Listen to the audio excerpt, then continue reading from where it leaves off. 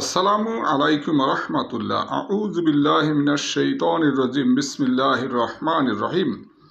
আলহামদুলিল্লাহি রব্বিল আলামিন। আল্লাহ পাক আমাদের রব বা পালনেওয়ালা।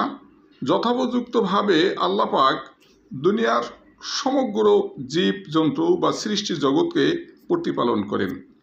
আল্লাহ পাক মানুষের আত্মাকে সৃষ্টির পরে রুহের জগতে মানুষের থেকে অঙ্গীকার নিছে যে আল্লাহ পাক জিজ্ঞেস করলেন যে আলাস্তু বিরব্বিকুম, যে আমি কি তোমাদের প্রভু বা পালনেওয়ালা নই? তখন মানুষ বলল যে কদুবালা, যে হ্যাঁ নিশ্চয়ই আপনি আমাদের পালনেওয়ালা। অর্থাৎ আল্লাহ পাক আমাদেরকে রুহের জগতে একটা অঙ্গীকার নিছে যে আল্লাহ পাক আমাদের পালনেওয়ালা বা রব।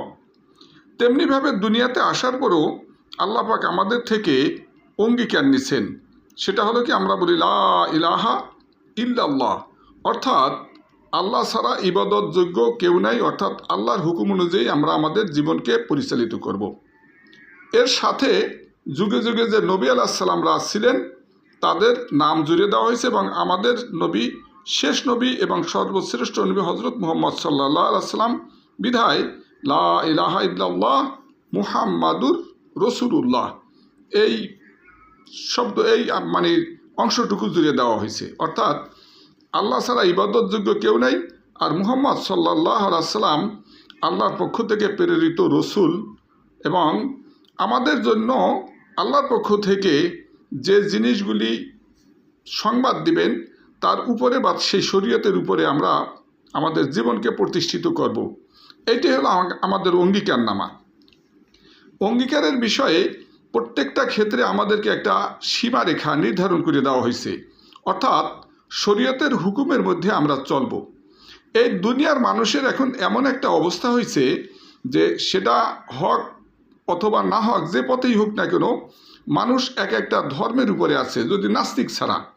কিন্তু কোনো ধর্মের মানুষই পরিপূর্ণভাবে তার ধর্মকে সে অনুশীলন করে না অথবা ধর্মের উপরে চলে না, বরং প্রত্যেকে তার খেয়াল খুশি মতো চলে। অর্থাৎ যখন মানুষ খেয়াল খুশি মতো চলে সে তখন ভুল পথে পরিচালিত হয়। যেমন মাছ পানির মধ্যে যদি থাকে সেইটা তার জন্য নিরাপদ একটা আবাসস্থল এবং মানুষের জন্য ডাঙ্গা বা এরকম ভূভাগের উপরে থাকা নিরাপদ স্থান।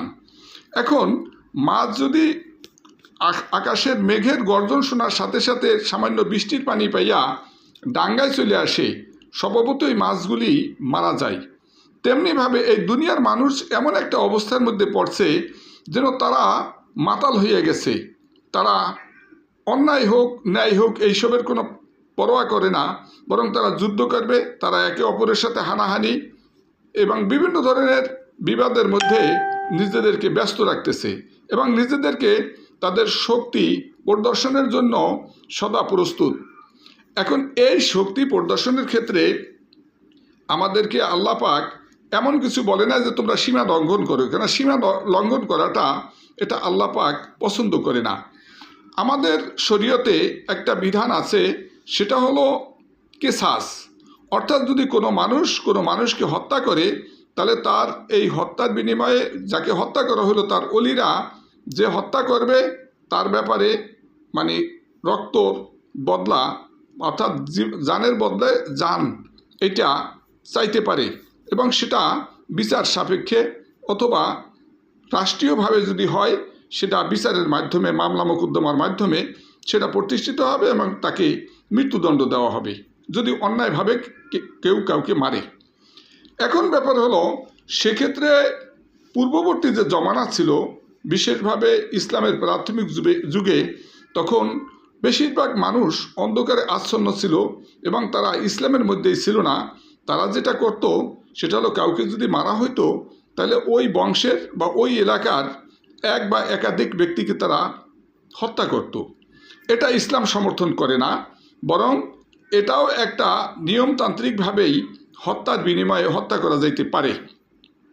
কিন্তু তদানীন্তন সময় আরও একটা কুপ্রথা ছিল, সেটা হলো যদি কোনো মানুষকে হত্যা করতো এবং সে যদি নেতৃস্থানীয় হইতো তাহলে একজনের বিনিময়ে একজনকে নয় বরং একাধিক ব্যক্তিকেও তারা হত্যা করাকে বৈধ মনে করত এবং সেটাই তারা করত।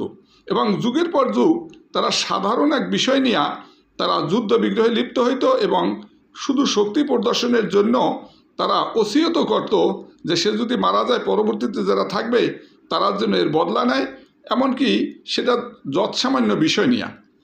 এটা তো ছিল মূর্খতা যুগের ব্যাপার বা অন্ধকার যুগের ব্যাপার, কিন্তু বর্তমানের মানুষ এই মূর্খ থেকে আরও নিচে চলে গেছে এবং এদের অন্ধকারটা এত বেশি হয়েছে এবং ব্যাপকতা লাভ করছে যেটা আসলে ভাষায় প্রকাশ করার মতো কোনো শব্দ আমি খুঁজে পাই না। এখানে দেখা গেছে যে কিছু মানুষ চাইতেছে যে বৃহত্তর ইসরায়েল গঠনের জন্য তারা আরবিয়ান কান্ট্রির অনেকগুলি দেশ বা অঞ্চল দখল করবে। আর এর উপরে ভিত্তি করে আমাদের পার্শ্ববর্তী রাষ্ট্র তারা চিন্তা করতেছে যে যদি ইরানকে দমন করতে পারে এর ফলে মুসলমান যে অন্য কান্ট্রিগুলি আছে এগুলোকে দমন করা খুব সহজ হবে এবং এখানে নেপাল, বাংলাদেশ, তারপরে এই পাকিস্তান, এইসব জায়গা সব দখল করিয়া ইন্ডিয়া অবিভক্ত একটা ভারত বানাইবে বা বৃহত্তর একটা ভারত বানাবে। এইসব মানে অলিক চিন্তা এদের মাথায় যে কী করে আসে এইটাই তো আমার বুঝে আসে না। প্রত্যেকটা মানুষ তাদের স্ব অবস্থানে শান্তিতে বসবাস করতেছে, তারা এই শান্ত পরিবেশটাকে অশান্ত করার জন্য যাবতীয় প্রক্রিয়া এবং বিশেষভাবে এরা একের পর এক অনিষ্ট সৃষ্টির জন্য বিভিন্ন ধরনের প্ল্যান আনতেছে।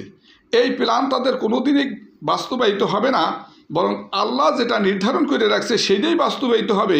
এবং আল্লাহ রসুল সাল্লাল্লাহু আলাইহি সাল্লাম আমাদের কাছে যে সত্য বাণী এটা প্রচার করছেন বা সত্য সহকারে আল্লাহ রসুল সাল্লাল্লাহু আলাইহি সাল্লাম আল্লাহর পক্ষ থেকে আমাদের জন্য যে জিনিসটা নির্ধারণ করছে সেটা প্রতিষ্ঠিত হবে। বরং এখানে গজওয়াতুল হিন্দ এটা হবে, এই হিন্দে বহু মানুষ নিহত হবে, কিন্তু আলটিমেটলি মুসলমানরা বিজয়ী হবে। এবং এই বিজয়ের পরে দেখা যাবে ইমাম মেহেদী আসবেন, সেখানেও যে যুদ্ধবিগ্রহ হবে সেখানেও মুসলমানরা বিজয়ী হবে। এর পরবর্তীতে আসবেন আমাদের ঈসা আলাইহিস সালাম, তিনি বনী ইসরায়েলের একজন পয়গম্বর ছিলেন এবং তিনি আসার পরে এই সমগ্র বিশ্বটা ঈসা আলাইহিস সালামেই লিড দিবেন এবং তার রাজত্বের সময় দেশের মধ্যে বা সমুদায় বিশ্বে শান্তি আর শান্তি বিরাজ করবে। সেক্ষেত্রে তার আগে যে যুদ্ধগুলি হবে এই সমুদায় যুদ্ধের মধ্যে লার্জ স্কেলে মানুষ মারা যাবে, কিন্তু ফাইনালি সমুদায় মানুষগুলি মারা যাওয়ার পরে যারা অবশিষ্ট থাকবে এই বিজয় লাভ করবে মুসলমানরা। মুসলমানরা লাভ করার পরবর্তীতে দেখা যাবে যে মুসলমানরা অর্থাৎ ইসলামী দুনিয়াতে প্রতিষ্ঠিত ধর্ম হিসেবে থাকবে এবং এই ধর্মের উপরেই ঈসা আলাইহিস সালাম এই বিশ্বের বুকে তার খিলাফতি কায়েম করবেন। এখন আমরা এই জিনিসগুলি জানি, এগুলি যে অন্য অন্য ধর্মের মানুষ জানে না তা না, তারাও জানে। এত সত্ত্বেও তারা সত্যকে গ্রহণ করতে তাদের কষ্ট হইতেছে, কারণ তাদের কাঁধে তো শয়তান উঠছে। শয়তান সবসময়ের জন্য মানুষের অনিষ্ট কামনা করে এবং অনিষ্টর পথে তাদেরকে চালায়। শয়তান হলো এমন, সে যে কোনোভাবেই হোক ভালোর মধ্যে খারাপ আইনে হাজির করে, অর্থাৎ তাদের চোখে দেখায় ভালো, তাদের দৃষ্টিতে ভালো দেখায়, কিন্তু আলটিমেটলি এর রেজাল্টগুলি হবে অত্যন্ত খারাপ। পূর্ববর্তী যে ধর্মগ্রন্থগুলি আছে, বিশেষভাবে সনাতনী ধর্ম যারা আছে তাদের যে পুরোহিতরা আছে তারাও সাক্ষী দিবে যে হজরত মুহাম্মদ সাল্লাল্লাহু আলাইহি সাল্লাম তিনি শান্তির দূত এবং শেষ নবী, এটা তারাও স্বীকার করে। ঈসা আলাইহিস সালাম, মুসা আলাইহিস সালাম, তাদের কিতাবেও আমাদের শেষ নবী সম্পর্কে বর্ণনা করা আছে এবং আগেও ছিল এবং তাদের এই ভবিষ্যৎ বাণীগুলিও তারা করিয়া গেছে উম্মতের জন্য নিদর্শন হিসেবে। অনেক বিষয়ে তাদেরকে বর্ণনা করছে এবং তাদের যারা ধর্মীয় স্কলার তারা সেই জিনিসগুলি জানে। কিন্তু এত সত্ত্বেও তারা শুধুই হিংসা এবং জেদের বশবর্তী হইয়া শয়তানের প্ররোচনায় তারা বিপদগামী হইয়া অযথাই দুনিয়াতে অনিষ্ট সৃষ্টি করতেছে। এই অনিষ্টের আলটিমেট রেজাল্ট যেটা দাঁড়াবে যে এই লোকগুলি শেষ পর্যন্ত অন্য মানুষদের মারবে, নিজেরাও মৃত্যুবরণ করবে এবং অল্প সংখ্যক লোক এই দুনিয়াতে শেষ পর্যন্ত অবশিষ্ট থাকবে। তো এই রক্তপাতের জন্য যারা দায়ী হবে, অর্থাৎ যারা বিপদগামী হবে, তারা তো সুনির্দিষ্টভাবে জাহান্নামী হবে, কিন্তু যারা ন্যায় পথে থাকবে আল্লাহ পাক তাদেরকে সুউচ্চ মর্যাদা দান করবেন। এবং মুসলমানদের বিজয়ীটা হওয়া এটা এখন সময়ের ব্যাপার, এবং মুসলমানদের যখন আল্লাহ পাক বিজয় দান করবে তখন এই বিজয়কে এই বিধর্মী অথবা কুচক্রী মহল এরা কোনো শক্তির দ্বারাই এটাকে প্রতিহত করার মতো শক্তি সাহস কোনোটাই পাবে না। তাদেরকে আল্লাহর পক্ষ থেকে, আল্লাহর রহমত থেকে বঞ্চিত করা হবে এবং তারা সুনির্দিষ্টভাবেই পরাজিত হবে এবং তারা অসম্মানিত হবে। এদের যে নেতৃস্থানীয় আছে তাদেরকে শিকলে আবদ্ধ করিয়া বিচারের সম্মুখীন করা হবে।